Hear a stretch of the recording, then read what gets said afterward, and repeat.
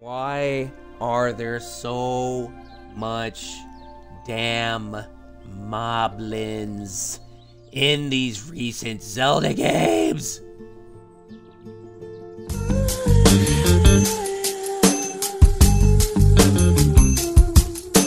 I'll tell you what, dude, I really hope, now that we're talking about Zelda, I really hope in Breath of the Wild 2 that music is a little bit more involved. And I feel like I might need to clarify what I'm saying here. I'm not saying that Breath of the Wild doesn't have good music in it, because it do. It do. What I'm saying is that I just think it needs to be a little bit more pronounced in the sequel, in the follow-up. In Breath of the Wild 1, the music is oftentimes quiet. Sometimes too quiet. Sometimes there's no music. And I do like that. I mean, there is some stuff. I think you just want Kondo's melody-driven music. No. I'm not saying that at all, because I like the music that's in Breath of the Wild. I just wish that it played more of a role in the experience overall. That's all. If that makes any sense. Because I feel like in Breath of the Wild, it's just like very quiet a lot of the time and very much in the background. Or just like completely absent for long stretches of time. And I think those stretches of time's a smidge too much. I think it's too quiet sometimes. But I get that that's like, you know, that's the vibe they wanted to. That's what those boys wanted to get. You know? Why it feels so prominent in older games, though, is that it's all melody driven. Well, that and the fact that when you play a game like Ocarina of Time or Link to the Past, it is never silent. Never. I mean, the music is there at the same level the entire way. With the exception, you know, small sections here and there. So I'm not saying it has to be melody driven at all. It can be just like how it was in Breath of the Wild. I just wish that it's there a little bit more. That's all. I'm good with music in Breath of the Wild. I mean, you hear it in lots of instances, but if you're running around overworld, it's quiet. I think it works for the feeling of the game. Exactly, and that's, you know, I know that that's what they were going for. And I think they nailed that for sure. Yeah, but to be fair, you don't play those games for 400 hours. Well, speak for yourself. Oh no, dude, I've played through Ocarina of Time quite a bit. Quite a bit. Certainly not 400 hours worth, I wouldn't think. But I wonder how, I mean, my first three or four playthroughs probably were 18 to 20 hour experiences. 15 to 20, maybe more than that. Going for 100%, like,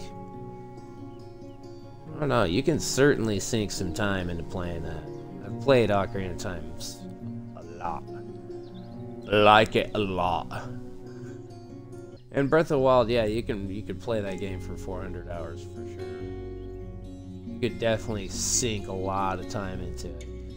But the thing is that what stopped me from sinking even more time into it for Breath of the Wild, if we want to talk Breath of the Wild, is, you know, it just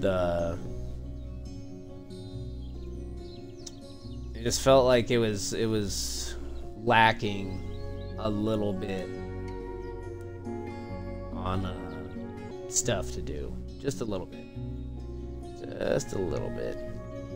I mean, if Breath of the Wild 2 comes out and does nothing but just like add on just a little bit more, you know, just a Just a little bit more. Oh, dude. If you're about to talk about running around the world and finding 900 Korok seeds, then you can get on out of here, because that's not stuff to do. That's not what I'm talking about. 120 shrines. Yeah. Yeah, there's 120 shrines. But they all look kind of the same, you know? It's like doing that, finding all the shrines, running around trying to find all those damn Korok seeds. Like, that's not content to me.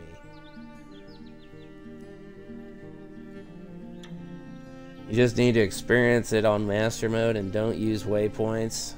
Yeah, I mean, yeah, if you turn off the HUD and everything, yeah, you could take forever to do everything. You gotta admit, inside the shrines, it's a little disappointing. Inside the shrines, overall, a little disappointing. But yeah, finding the shrines is fun. Finding the shrines is really fun.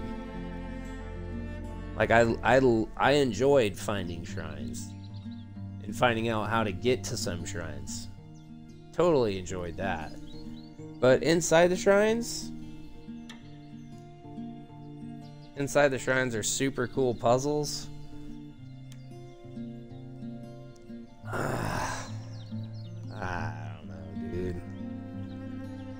I don't know, dude. I mean, yeah, I mean, there's some standouts. It's not like all of the puzzles were bad, but I mean, of the 120 of them, I mean, some of them are really, really easy. Like, really easy.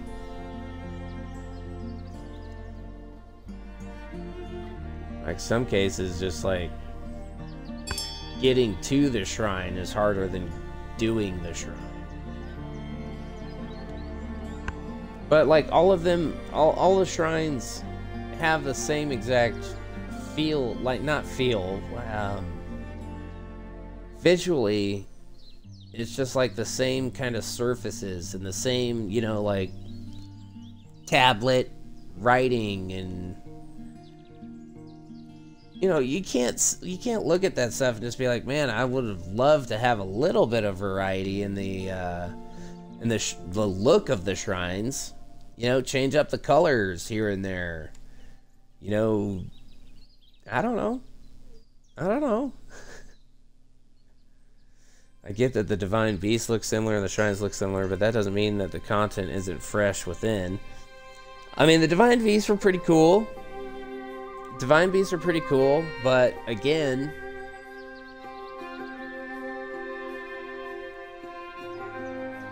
it's just like, I don't know, when I think of other Zelda games and the temples, I mean, I can still, like, look back at the temples in Ocarina of Time, and like, every one of the temples, in my opinion, is better than any of the Divine Beasts in Breath of the Wild. Any of them. Every temple in Ocarina of Time, every single one, is better than all of the Divine Beasts, in my opinion. There's definitely stuff to do in Breath of the Wild. I just mean, like, for an open world, I think I just, like, I would have loved, you know what I think it's missing? I honestly think it's just missing good temples. Like, if they had Divine Beasts, the Divine Beasts, and they had temples, now we're talking. Now we're talking. And when you talk, and you're talking about content, how many Divine Beasts are there?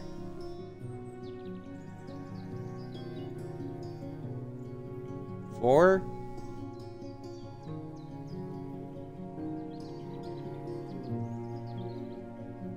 They don't take that long to get through.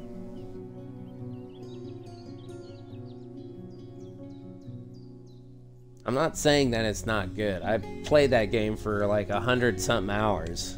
Like, dude. Like, I'm not, in any means, am I not shitting on Breath of the Wild here. I'm just saying the truth and trying to bring people back just a little bit. Just a little bit. Breath of the Wild is by no means a perfect game. I mean, it is close. It is close. And it's definitely a huge influence on other games. But it's not perfect. We can't just sit here and blow smoke up Zelda's cheek. Zelda's cheeks every time they come out with a new game. You can still be critical of games. I mean, you can still be critical of games and point out issues. You know? It's okay to do that. Oh god. Stop. You hate Breath of the Wild, my favorite game ever made, and you absolutely hate it. Okay, after we talk about like 20 things Breath of the Wild does amazingly, we can talk about its 3 shortcomings. Dude, I mean, the exploration in Breath of the Wild is top freaking notch. I mean, it was awesome being able to like climb up anything, virtually anything. And that, I mean, I absolutely love that. Trying to find a way when you don't have all the dope climbing gear, like trying to find a way up the mountain that you know there's a shrine up at the very freaking top of that thing, and you're just looking at this mountain, you're like, oh my goodness, I don't know if I have what I can, you know, maybe I can find a little ledge here to get my stamina back and continue. And like, I loved that. Loved it. And I loved being at the top of that mountain, finding the shrine, doing the shrine, and then afterwards looking out on the horizon, seeing what looks cool, finding another shrine, and then gliding my way. Just loved it. Absolutely loved it. Loved it. The exploration in that game is industry tops. Like, so good. So good. Nobody can deny that. And the world looks pretty good. I mean, you know, it's on the Nintendo, so I mean, how much better can it really get, you know?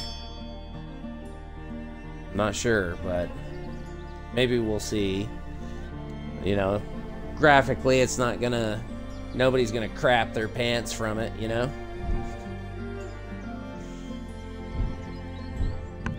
Graphically speaking, no one's gonna crap their pants, but it looks fine, right? Looks pretty good for a Switch. But and I loved riding around on taming horses, and I loved like RPing it, and just like I really got into it. Really got into it. I think it's great. Seriously, a great Zelda game. Okay. It is. It is. Okay, that's just what I needed to hear. Yes, I agree. I want diverse themed dungeons to return, along with some more melodic music. I actually want to let them let you control both Link and Zelda, have some co-op puzzles in the dungeon. I want Zelda to take a more active role. That could be cool. That could be cool.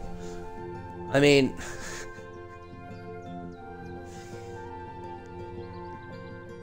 so I mean, I can talk about what I love about Breath of the Wild and exploration and finding cool stuff, like, you know, going into like, oh, I don't know if it, I guess like going into one of the shrines, and it was just like, Or was it a shrine, or I don't know what it was, but it's just like pitch black, and then all of a sudden you see that Hinox eyeball roll over, and you're like, ah!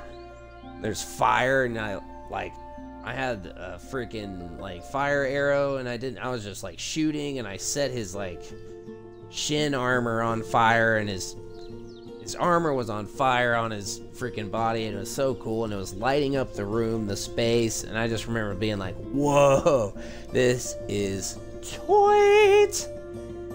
You know? Like, there's definitely some choit ass shit in Breath of the Wild. Totally.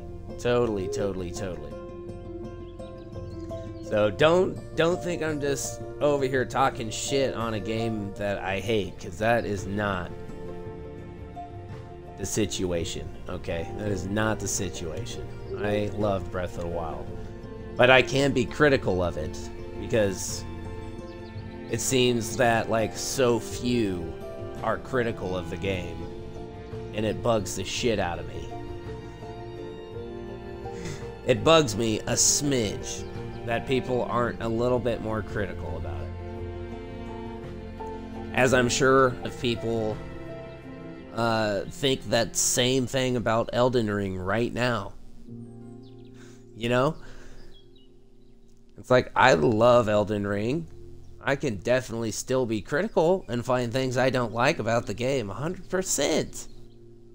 But people, you know, you don't talk about those things all that much when you're talking about games that are literally industry changers, like game changers, games of, you know, their decade.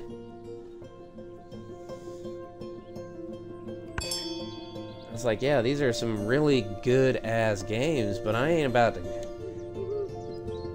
to sit here Great horned owl. These and strong say they don't animals have can flaws. kill large prey, including skunks, cats, and dogs. You can still love them and talk about their flaws. Oh yeah, that island where you lose all your gear and have to find your way out. Yeah, that was pretty dang cool. I really liked that.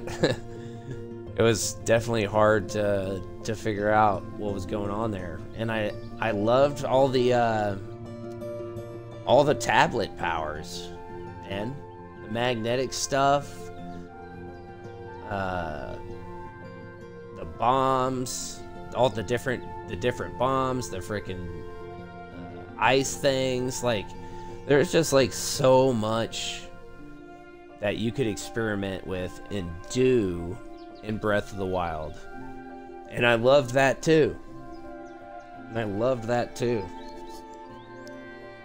But, you know, as much as I love that, I can also say, why are there so much damn moblins in these recent Zelda games?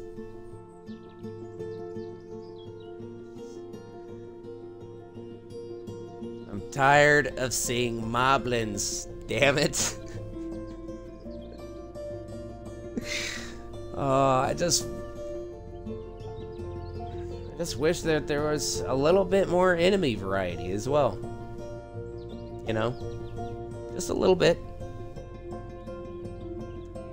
Just a little bit. It's not like I hate moblins. Moblins are fine. But they shouldn't be like 85% of what I'm fighting.